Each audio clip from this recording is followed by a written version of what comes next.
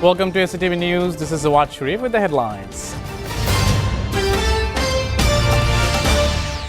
Advisory Council achieves record 78.41% decision implementation rate. Government formulated 56 ordinances with 10 more in process. Government's top priority to hold a fair national election, says Chief Advisor Press Secretary Shafiqul Alam briefs media. BNP may form coalition with like-minded parties, says Salahuddin Ahmed. BNP is always Bangladesh-centric.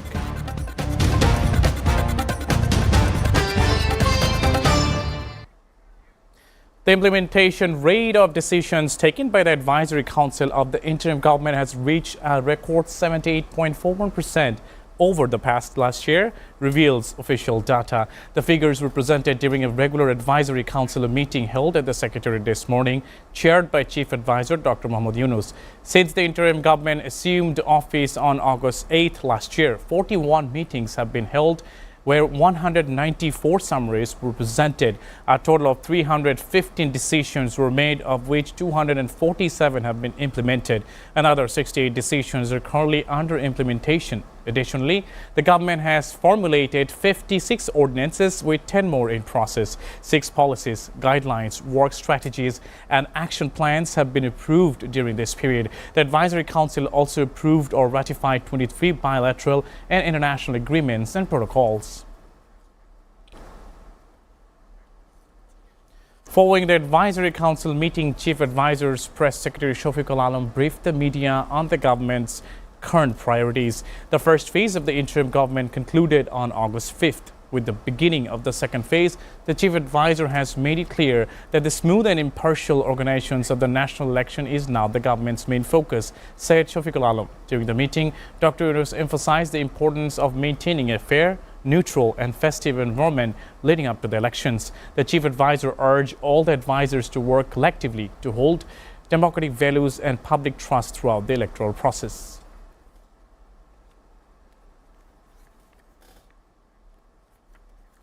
Salahuddin Ahmed, member of BNP Standing Committee, has announced that the party plans to contest upcoming election alongside groups involved in the ongoing simultaneous movement. He also indicated that the coalition with like-minded parties would be formed. Speaking to reporters in the capital today, Mr. Salahuddin said the BNP intends to work with parties who participated in the July movement. BNP wants to hold elections with those who share the party's mindset to ensure a peaceful process. While no formal coalition has been announced yet, forming one is not off the table. He added in this regard, on BNP's political orientation, Mr. Salahuddin emphasized BNP is neither right-wing nor left-wing. BNP is always Bangladesh-centric. The party believes in the middle path and are engaging with all political forces representing the people. BNP sees itself as a mass party and wishes to build an atmosphere of cooperation in the country's politics despite ideological differences, so all parties can unite for the national interest. Commenting on the letter from the Chief Advisor to the Election Commission, the BNP leader described it as the most important step in the last year.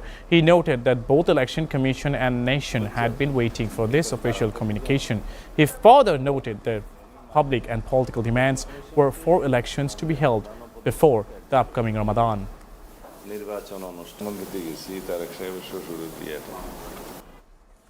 3 people were killed and another was injured after a pickup van collided with a motorcycle in Tangail's Dhanbari Upazila earlier today. The accident took place on the Tangail-Jamalpur Regional Highway in Bilashpur Battola area around 5:40 a.m. 2 motorcyclists died on the spot, while the pickup van driver succumbed to his injuries at Dhanbari Upazila Health Complex. 2 of the deceased were identified as motorcycle riders MD Al Amin and Shapun Mia of Jamalpur. The name and other details of the pickup van driver could not be known immediately. Being informed of the accident, police and firefighters launched a rescue operation. The injured motorcycle rider was taken to the Mymensingh Medical College Hospital for treatment.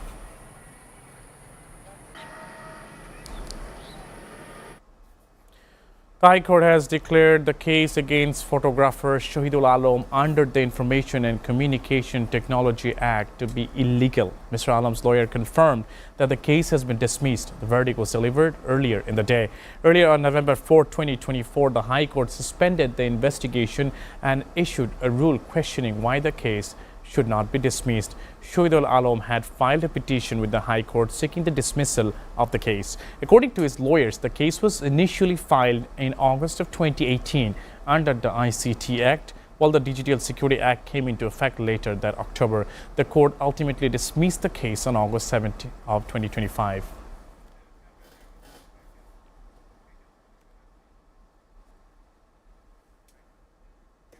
Viewers, we're taking a short break. Stay with us.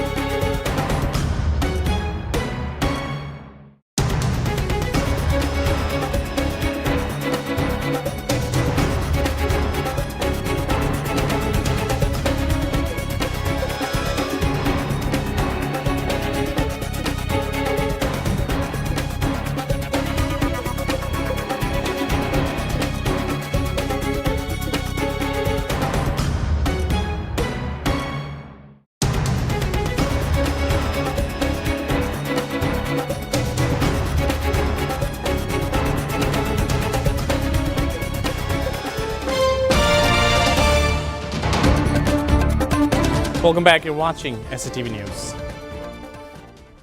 News from abroad. Israeli military strikes across the Gaza Strip had killed at least 20 people on Thursday, said local health officials. According to medics, 3 people were killed in a house in the beach refugee camp in Gaza City, while an airstrike killed 4 others in Nusret. Another airstrike killed 6 people in a tent in western Khan Yunis, while the rest were killed in separate attacks. Gaza's hospitals have recorded 4 new deaths due to famine and malnutrition over the past 24 hours, according to the enclave's health ministry, raising the total number of hunger-related deaths to 197, including 96 children. Meanwhile, Slovenia has announced a ban on all imports from illegal Israeli settlements in the occupied West Bank. Israel's genocide on Gaza has killed at least 61,158 people and wounded 151,442 people.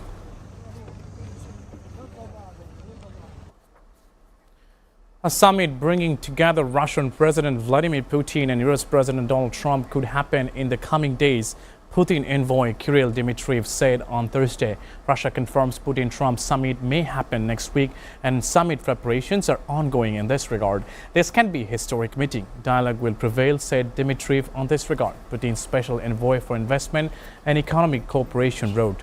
Earlier, Donald Trump said on Wednesday that the United States had held good talks with Russian President Vladimir Putin and said there was a good chance that he would hold a meeting soon with the Russian leader. U.S. envoy Steve Witkoff held talks with Putin earlier on Wednesday, which the Kremlin described as useful and constructive.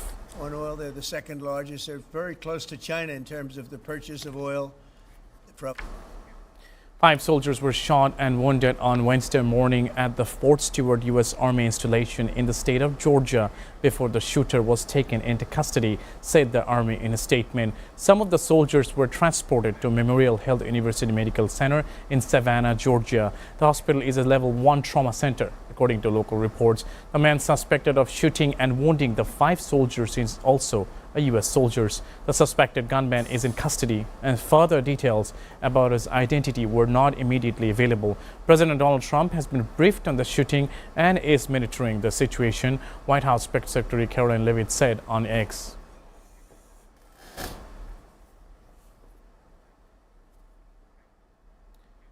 Indian Prime Minister Narendra Modi said on Thursday he will not compromise the interest of the country's farmers even if he has to pay a heavy price for it in the first comments after US President Donald Trump's salvo of the 50% tariff on Indian goods. India will never compromise on the well-being of its farmers, dairy and fishermen, he said on this regard. Trump announced an additional 25% tariff on the South Asian nation on Thursday, taking the total levy on Indian goods being exported to the US to 50%, among the highest levied on any U.S. trading partner. The 50% tariff that the United States has imposed is absolutely wrong. Our country is developed, but it is not as developed as the United States. So the tariff will affect the Indian market and trade. We are against it, and what America is thinking is wrong, said President S.N. Throde. Bharat अपने किसानों के मेरे देश के Iranian Foreign Minister Abbas Araghchi said in a televised interview on Wednesday that the upcoming visit by the IAEA's Deputy Director General to Tehran is intended to discuss the framework for cooperation, not for inspections or assessment. Speaking on Iran's Channel 5, Araghchi added that the invitation was made in accordance with the law of the Islamic Parliament and the visit relates to the country's peaceful nuclear program. Addressing speculation about renewed talks with the United States, Araghchi said no meetings regarding negotiations have been finalized. He acknowledged that messages from Washington continue to reach Tehran, but stressed that any future negotiations would depend on Iran's interests. The IAEA has said it must be allowed to resume inspections after Israeli and US strikes that aim to destroy Iran's nuclear program and deny it the capacity to build a nuclear weapon.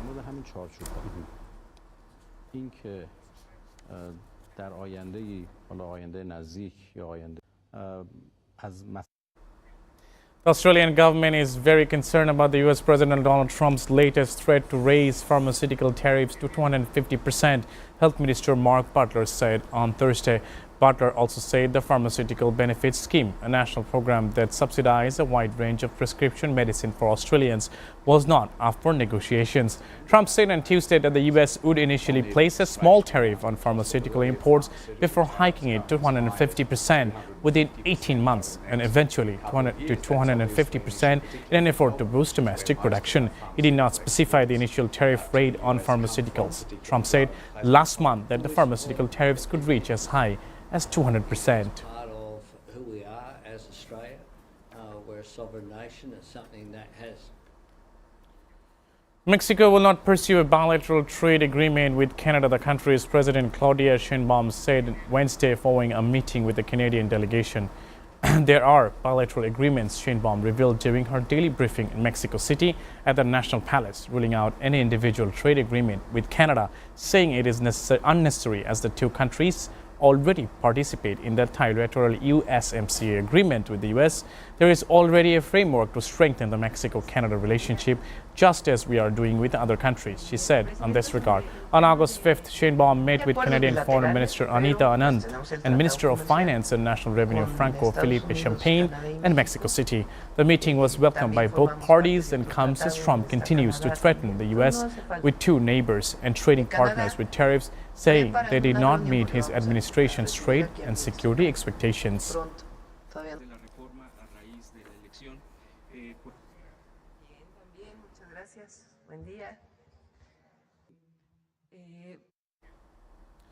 Britain confirmed on Thursday that it has detained migrants after implementing a new return deal with France for people who arrive on small boats. British Interior Minister Yvette Cooper declined to reveal how many people had been detained or when the transfer to France would take place. Under the new one-in, one-out pilot scheme agreed in principle last month, France will accept the return of undocumented people arriving in Britain by small boats in exchange for Britain agreeing to accept an equal number of legitimate asylum seekers with British family connections. More than 25,000 people have come to Britain on small boats so far in 2025, and Prime Minister Keir Starmer has pledged to smash the gangs of people smugglers to try to reproduce the number of arrivals. The transfers to immigration removal centres are Now sports news. Bangladesh kicked off their AFC Under-20 Women's Asian Cup qualifying campaign with an impressive 3-1 win over host Laos at New Laos National Stadium in Vientiane. The team applied pressure from the outside, creating two clear chances within the first 20 minutes, but failing to convert.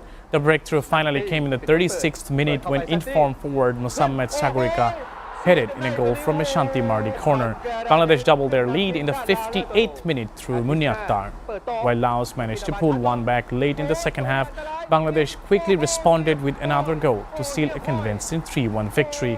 In the group stage, Bangladesh will have to face strong contenders South Korea and underdog Timor-Leste.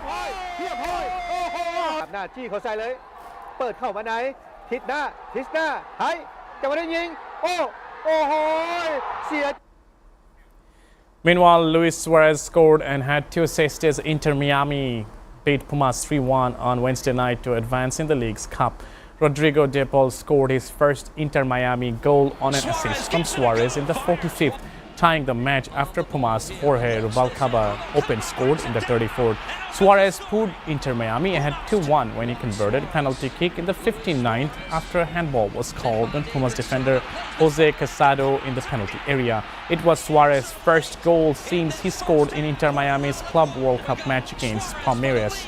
Tadeo Alante finished Suarez's second assist of the night in the 69th. Miami, which has 8 points in the Major League Soccer League's Cup standings, is the first MLS club through to the tournament's knockout stages. Miami played the match without Lionel Messi, who was sidelined indefinitely with what the team described as a minor muscle injury in his right leg. Into Miami of this 2025 Leagues Cup. They surrender the first goal tonight. Before ending, let's have a look on the headlines once again. Advisory Council achieved record 78.41% decision implementation rate. Government formulated 56 ordinances with 10 more in process. Government's top priority is to hold fair national elections, says Chief Advisor Press Secretary Shafiqul Alam briefs the media. BNP may form coalition with like-minded parties, says Salahuddin Ahmed. BNP is always Bangladesh-centric.